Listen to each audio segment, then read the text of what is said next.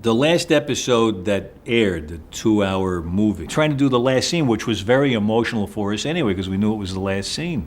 It was the only reason I wanted to do the last season. Before MASH became one of the most loved war dramas in history, there was a very different version of it that almost shocked the world. It was darker, more disturbing, and far closer to the real pain of war than what most viewers ever saw. But something happened behind the scenes. The studio stepped in, changed the tone, and erased much of that original vision. What was left became the famous show we know today, full of humor, heart, and emotion. But what exactly was removed, and how different was the original MASH meant to be? Join us to find out. The legendary war series. Before the famous television series MASH became a worldwide success, its journey began in a much quieter way. The story first came to life in a book published in the late 1960s. Written by Dr. Richard Hooker, the pen name of Korean War surgeon H. Richard Hornberger, the novel told the story of 3 Army doctors working inside a mobile Army surgical hospital during the Korean War. The book was deeply inspired by the writer's real experiences during the war. The creator of MASH, Richard Hooker, wrote this book, MASH Goes to Maine, 10 years ago. There are also plans for at least one TV spin-off. It mixed painful moments with humor, kindness, and the harsh truth of life on the battlefield. Readers connected with its honesty and emotional depth. Very quickly, the novel became a bestseller and caught the attention of Hollywood producers who believed the story could become something even bigger. Just 2 years later, director Robert Altman transformed the novel into a movie. The film version of MASH balanced dark comedy with the sadness and confusion of war. Donald Sutherland played Hawkeye Pierce, while Elliot Gould starred as Trapper John. Audiences were immediately drawn to the film because it felt bold, emotional, and different from anything they had seen before. At a time when the Vietnam War was weighing heavily on many people's minds, the movie touched a nerve across America. The film became both a critical and commercial success. It earned major awards and praise for its sharp writing and fearless storytelling. But the true explosion of popularity came when CBS turned the idea into a weekly television series in the early 1970s. The television version of MASH premiered on September 17, 1972. Created by Larry Gelbart and Gene Reynolds, the show kept the war setting and unusual humor from the film. However, it added something even more powerful. The series focused deeply on the emotions and personal struggles of its characters. This allowed viewers to feel connected to the doctors, nurses, and soldiers in a very human way. Alan Alda stepped into the role of Hawkeye Pierce and quickly became the soul of the show. His performance brought warmth, intelligence, and compassion to the character. Even though the first season struggled with low ratings and almost faced cancellation, CBS decided to give the show another chance by moving it to Saturday nights. That decision changed everything. The ratings suddenly climbed, and MASH soon became one of the most beloved shows in television history. The series also broke many television rules. It used real war footage to make scenes feel more realistic. Instead of relying heavily on laugh tracks, the sound of helicopters often filled the background, reminding viewers that war was never far away. As the seasons continued, Alan Alda became more involved behind the scenes as a writer and director, helping the show grow into something more emotional and meaningful. Over its 11-season run, many cast members came and went. Some actors disagreed with the changing direction of the series, while others wanted new creative opportunities. Yet, through every change, MASH never lost its heart. At its core, the series remained a touching story about friendship, sacrifice, humor, and the emotional cost of war. But the studio hid some secrets and erased some things. What did they remove? Stay with us. Wayne Rogers. While one famous goodbye on MASH left viewers in tears, another major departure happened in complete silence. One week, Trapper John McIntyre was joking beside Hawkeye in the operating room, and the next week, he was simply gone. There was no emotional farewell, no final speech, and no touching goodbye scene. Fans were left confused and shocked. Many wondered what had happened behind the scenes and why such an important character vanished without warning. The answer was far more complicated than people realized. Wayne Rogers played Trapper John, one of the most loved characters during the early years of MASH. Alongside Alan Alda as Hawkeye Pierce, Wayne helped create the fast, funny, and chaotic energy that made the show such a success in the beginning. The two actors shared incredible chemistry on screen. Their quick jokes, playful troublemaking, and deep friendship became the heart of the series. Together, they felt like two men trying to survive the madness of war through laughter and loyalty. Audiences loved watching them. Even during serious moments, Trapper brought warmth and charm to the camp. He was relaxed, funny, and easygoing, yet he also cared deeply about the wounded soldiers around him. Wayne Rogers made the character feel natural and alive. Fans never doubted the friendship between Hawkeye and Trapper because the connection looked completely real. But behind the cameras, things slowly started changing. When Wayne first joined MASH, he believed the show would be built equally around its main cast members. The series began as more of an ensemble comedy where several characters shared the spotlight. However, as the show became more successful, the focus started moving heavily toward Hawkeye Pierce. Alan Alda's character slowly became the emotional center of the story. Hawkeye was no longer simply one of the doctors. He became the voice of the show itself. Alan Alda was not only acting in the series, he also became deeply involved in the writing and directing process. His creative influence helped shape the future of MASH and pushed the show toward more emotional storytelling.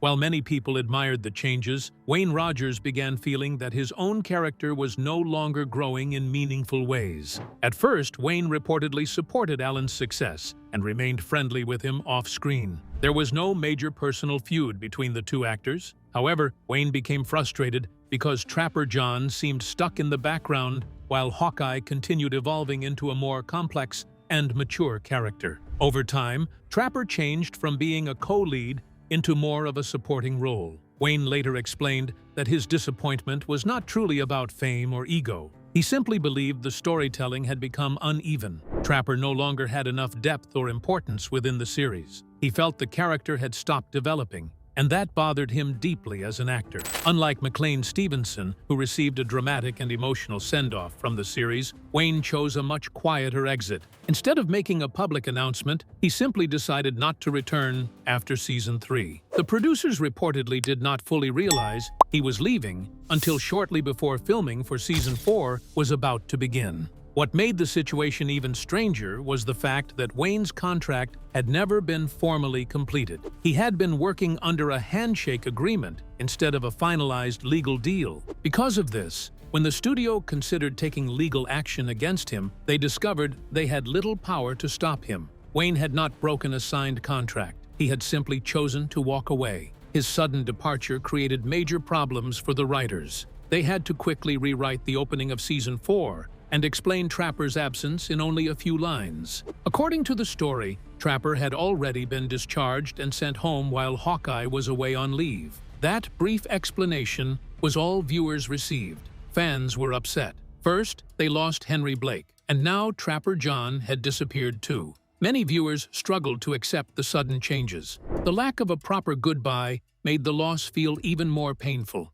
There was no final gathering, no emotional farewell, and no last moment between Hawkeye and Trapper. One of the show's most important friendships ended without closure. Soon after Wayne left, Mike Farrell joined the cast as B.J. Honeycutt. The new character brought a calmer and more thoughtful energy to the series. Unlike Trapper, B.J. was written with a stronger emotional focus and a more grounded personality. The tone of MASH slowly shifted as well. The wild buddy comedy feeling of the early seasons became softer, deeper, and more reflective. Surprisingly, the series continued growing stronger after the cast changes. Some fans still prefer the earlier seasons filled with chaos and quick humor, while others believe the later years gave the show greater emotional power. Either way, Wayne Rogers remained an important part of MASH history because he helped build the foundation that made the series successful in the first place. After leaving television, Wayne took a very different path from many actors. He continued appearing in some shows and films, but he also became highly successful in business and finance. He studied history at Princeton University and later built an impressive career as an investor. By the 1990s, he had become well known for discussing business and economic issues on television. Ironically, he earned far more money from investing than from acting. When Wayne Rogers passed away in 2015 at the age of 82, many fans remembered him fondly as the charming and playful Trapper John. Though his goodbye on MASH was quiet and unfinished, his impact on the series remained unforgettable. His easy smile, sharp humor, and strong friendship with Hawkeye helped shape the early soul of one of television's greatest shows. Colonel Henry Blake. For many longtime fans of MASH, there is one scene they can never forget. It came at the very end of the Season 3 finale, a moment so painful and unexpected that it changed television forever. The episode seemed warm and hopeful at first, but within seconds, everything fell apart. A quiet message delivered by radar shocked viewers across America. Lieutenant Colonel Henry Blake's plane had been shot down over the Sea of Japan. There were no survivors. The heartbreaking scene marked the departure of McLean Stevenson, one of the original stars of the series. From the beginning, he had played Colonel Henry Blake, the kind but often overwhelmed leader of the 4077th Unit. While Hawkeye and Trapper brought sarcasm and rebellion to the camp, Henry Blake brought something softer and deeply human. He was confused at times, stressed almost every day, and rarely looked fully in control, yet his heart always remained in the right place. Fans loved him because he felt real. During the early seasons, McLean Stevenson became one of the most beloved faces on television. His performance earned praise from both critics and audiences, and he even won a Golden Globe Award. He had a natural charm that made people smile. Even during serious moments, he carried a warmth that made the camp feel like a family instead of a battlefield. But behind the cameras, things were slowly becoming difficult. As the show continued to grow, the focus started shifting more toward Hawkeye Pierce, played by Alan Alda. Alan became more involved in writing and directing episodes, and his character began carrying many of the emotional stories. While the show was first created as an ensemble comedy, it slowly started revolving around Hawkeye's experiences and perspective. McLean Stevenson reportedly began feeling pushed into the background. It was not simply about pride or jealousy. He had larger dreams for his future and wanted the chance to lead a television series himself. Like many actors in Hollywood, he worried about becoming trapped in one role forever. He believed he had the talent and personality to become the main star of his own show. He did not want to remain second or third in line while someone else carried the spotlight. By the end of Season 3, McLean made the difficult decision to leave MASH. He informed the producers that he would not return for another season. In most sitcoms during that time, characters who left were usually written out gently. They moved away, changed jobs, or quietly disappeared from the story. But MASH was never an ordinary comedy. The creators wanted viewers to remember that war was cruel and unpredictable. In war, happy endings were never guaranteed. That decision led to one of the most unforgettable episodes in television history, Abyssinia, Henry. Throughout the episode, Henry Blake receives his discharge papers and prepares to finally return home. The camp celebrates his departure with hugs, laughter, and emotional goodbyes. It feels joyful and hopeful from beginning to end. Viewers believed they were watching a peaceful farewell. Then came the final scene. Radar walks into the operating room while the doctors are busy working on wounded soldiers. His face is pale and serious. In a quiet voice, he announces that Henry Blake's plane was shot down over the Sea of Japan. Suddenly, the room falls silent. There is no music, no laugh track, only stunned faces and the sound of medical equipment in the background. The moment left audiences speechless. What made the scene even more powerful was that most of the cast did not know the ending beforehand.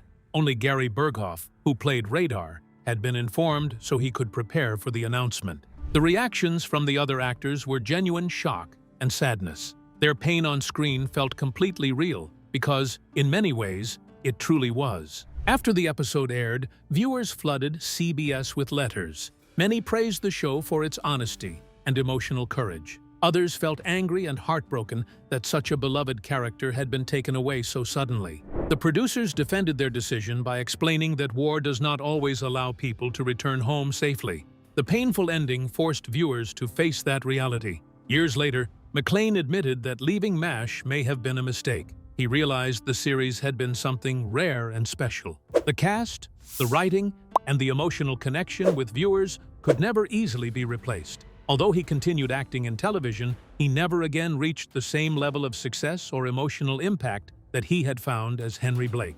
When McLean Stevenson passed away in the 1990s at the age of 68, Fans and former co-stars remembered him with love and respect. Many described him as funny, gentle, and full of life. In the end, his departure became one of the most emotional moments in television history. Ironically, the role he left behind became the role that audiences would remember forever. But nothing prepared the world for the exit of the villain. Let's dive in. Major Frank Burns.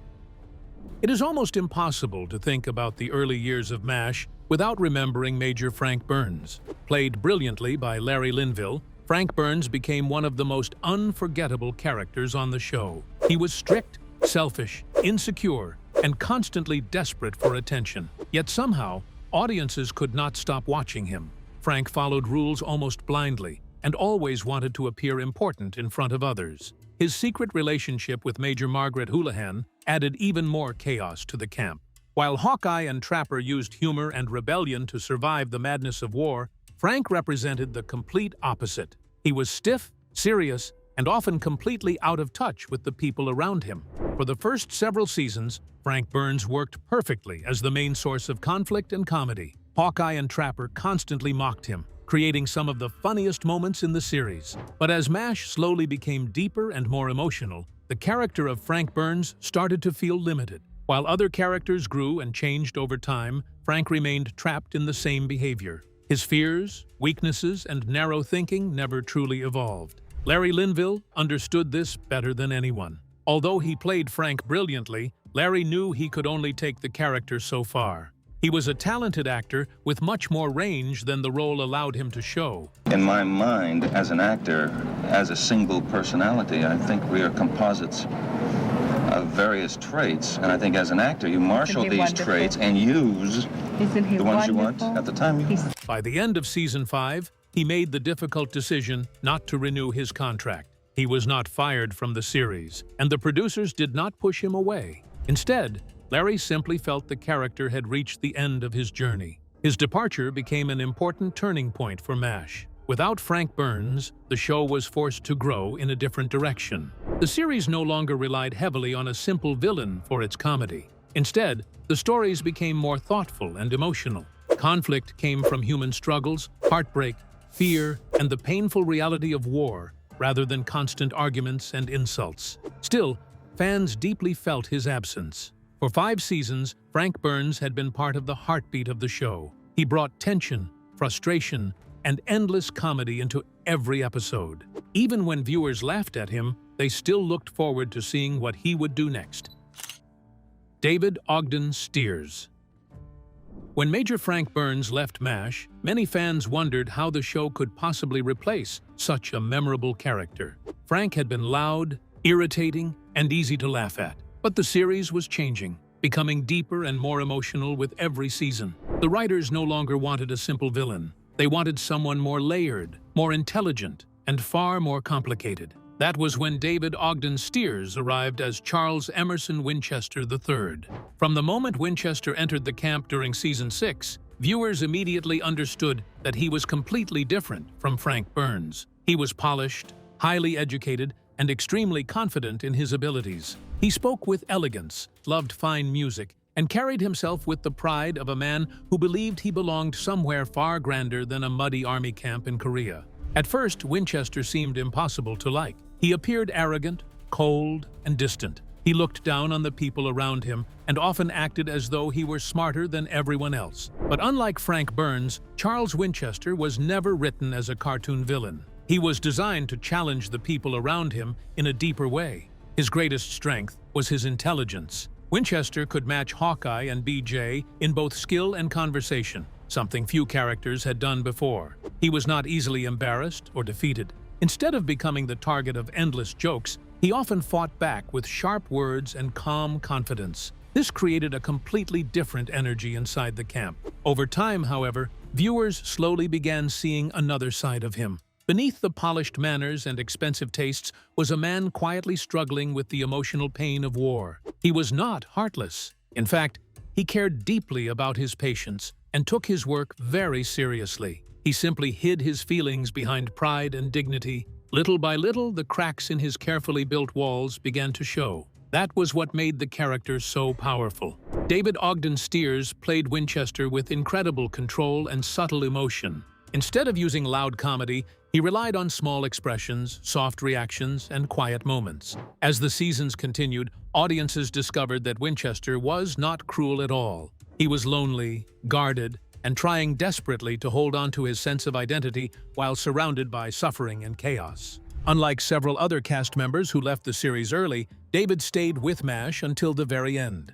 He remained part of the show through its final episode, helping guide the series through some of its most emotional years. His farewell was not dramatic or bitter. Instead, it felt gentle and meaningful, just like the character himself. One of the most unforgettable moments from the finale involved Winchester teaching Chinese prisoners of war how to play Mozart music. The scene was quiet, emotional, and deeply moving. It showed how much the character had grown throughout the series. In many ways, that single moment captured the heart of Charles Winchester perfectly. Beneath his pride was a man who truly loved beauty, compassion, and humanity. Winchester reminded viewers that war damages everyone, even people who believe they are too strong or too refined to be affected by it. That emotional depth helped push MASH into even greater heights as a television drama. After the series ended, David was invited to continue the role in the spin-off show After MASH. However, he chose not to return.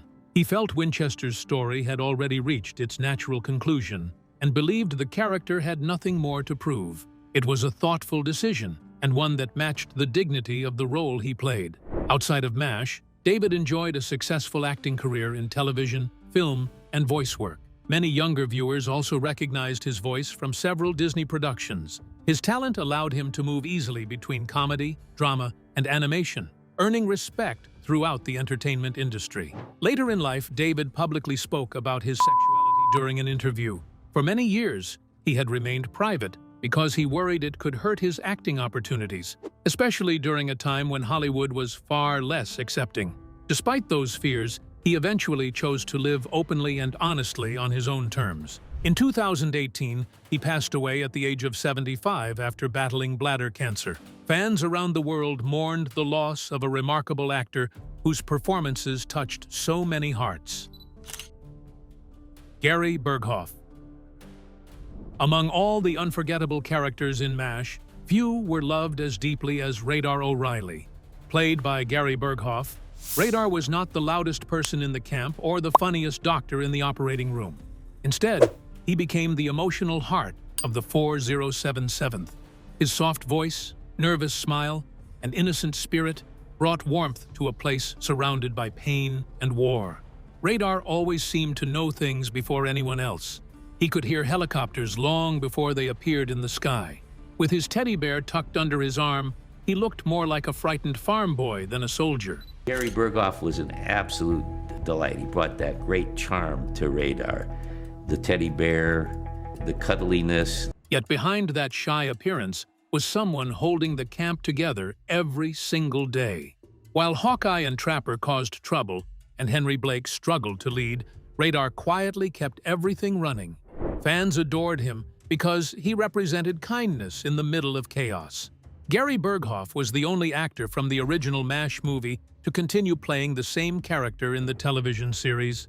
However, the version of Radar on television became very different from the one seen in the film. In the movie, Radar was sneakier and rougher around the edges, but Gary transformed him into something much softer and more emotional. On television, Radar became a symbol of innocence slowly being damaged by war.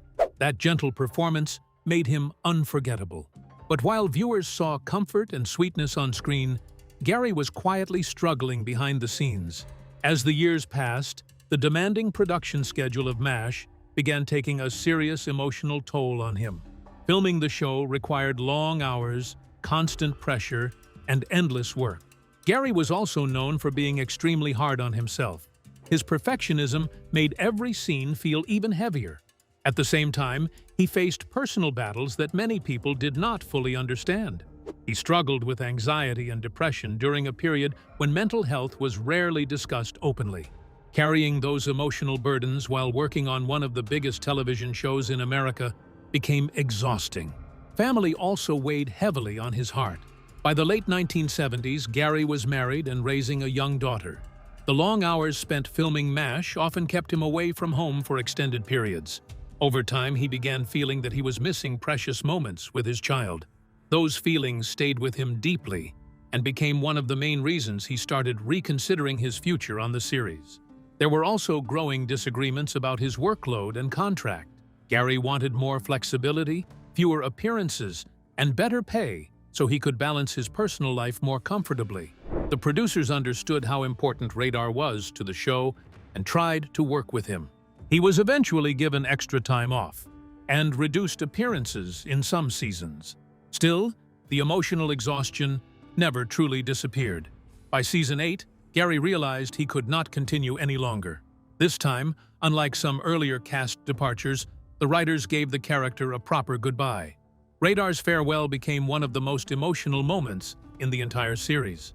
In the two-part episode Goodbye Radar, he returns to camp after leave and discovers everything falling apart around him.